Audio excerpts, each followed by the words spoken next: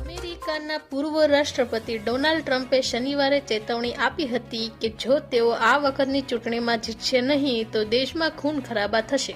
ઓહાયોના ડાયટનમાં એક રેલીને સંબોધતા ટ્રમ્પે કહ્યું કે જો હું અત્યારે ચૂંટાઈ નહીં આવું તો અહીં ખૂન ખરાબા થશે। જો કે હાલમાં એ સ્પષ્ટ નથી થયું કે ટ્રમ્પના આ નિવેદનનો અર્થ શું છે। વાસ્તવમાં જે સમયે તેમણે એ ચેતવણી આપી હતી તે સમયે પૂર્વ અમેરિકી રાષ્ટ્રપતિ ઓટો ઉદ્યોગ વિશે ફરિયાદ કરી રહ્યા હતા। એક અહેવાલ અનુસાર ભીડને સંબોધિત કરતી વખતે તેમણે કહ્યું કે જો તેઓ ફરીથી ચૂંટાશે નહીં તો ચીન અને યુએસના આયાત કરાયેલા કોઈપણ વાહનોને વેચી શકાશે।